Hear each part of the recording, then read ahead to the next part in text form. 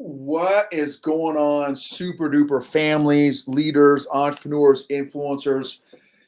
Today's topic is going to be 8 emotional intelligent tips on how to have an emotionally healthy holidays.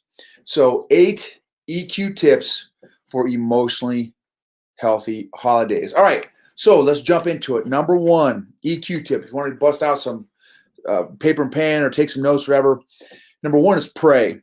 But depending on your faith background, whatever, but I would ask God, I would pray and ask God, hey, Lord, just lift up these times, pray that it would be fun, fellowship, productive, safe, healthy time, right? So just asking God to be there and be present, I think is going to be huge, a huge step. Number 2 is do an initial inventory, an initial feelings and emotions inventory. How are you feeling right now about the holidays coming up? We got Thanksgiving, Christmas, New Year's, a lot of different holiday times around family, times around friends, which can be awesome, fun, and exciting. Also can be stressful, lots of anxiety, lots of baggage, a lot of different emotions going on. So do an initial assessment and inventory of how you're feeling about the upcoming holidays and allow yourself to feel those emotions. That's so important. Journal those emotions. How are you feeling about the upcoming holidays? And break it down. Maybe, because you may have different groups with different events, right? So for Thanksgiving, you may have a different groups. You may have different emotions wrapped around that one. Christmas, you may have a different group, different emotions wrapped around that one. New Year's, that kind of thing. So do an assessment. So that's number 2. Number 3 is get some perspective. So how would you like to feel at the end of the respective holiday? How would you like to feel at the end of Thanksgiving? When it's all done, it's all over, how do you want to feel? When Christmas is done, when New Year's is done, when whatever the holiday that maybe that you'd be celebrating, how would you like to feel? And then now this is important too for the perspective for number 3 here.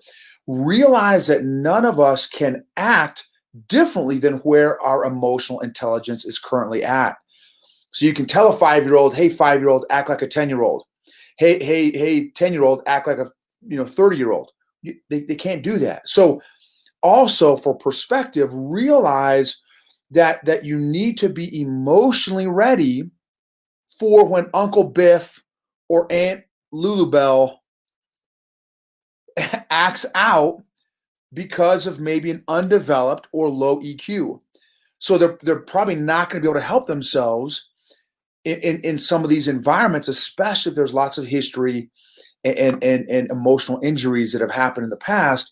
So just be mentally, emotionally, spiritually ready to handle maybe some of your relatives or friends that are not emotionally intelligent, or they haven't been working on growing their emotions at all. So that's number 3 is perspective. So there's kind of a 2-part there for number 3 there. Number 4 is expectations.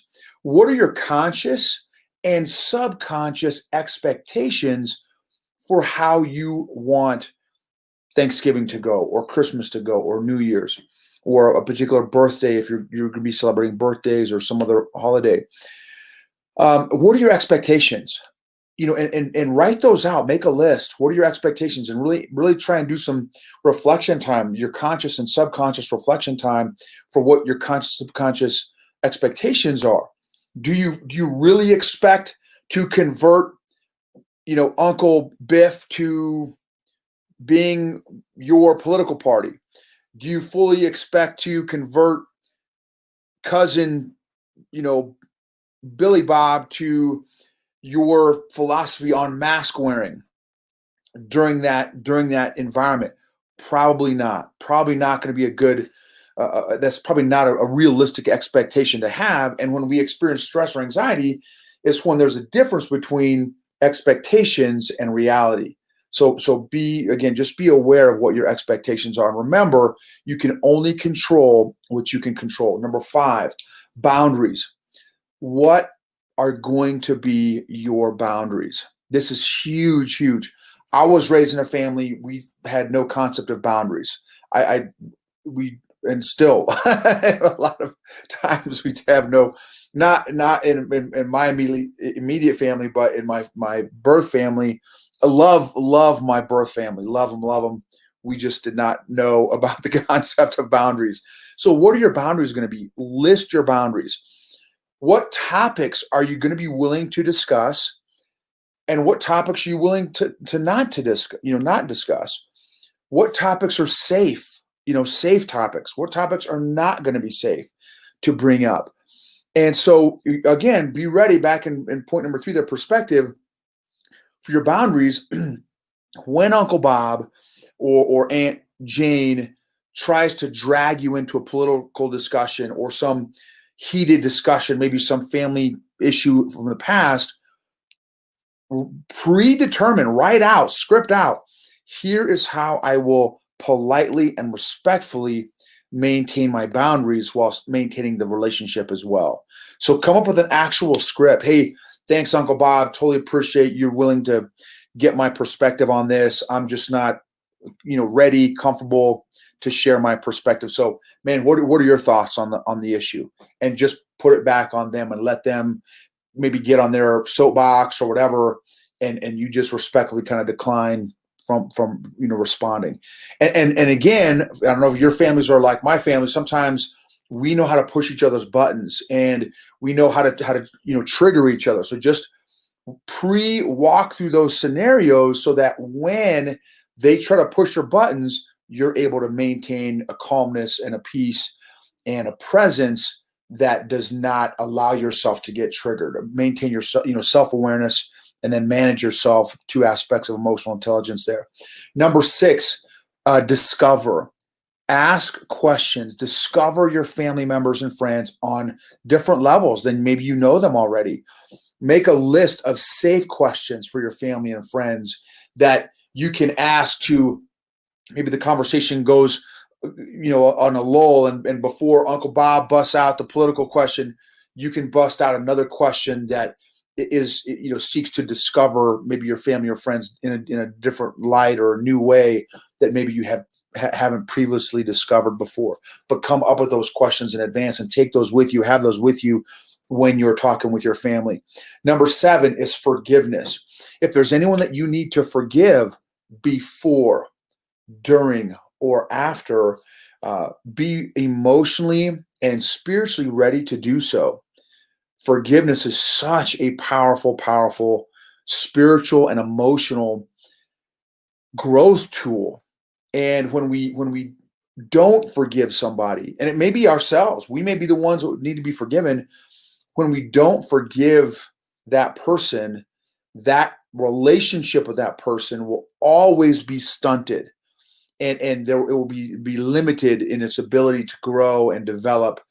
If you're not, and you also will be stunted. Your own growth will be stunted if you are holding on to these different areas and people that you have not yet forgiven. So forgiveness is really more for you than for the other person.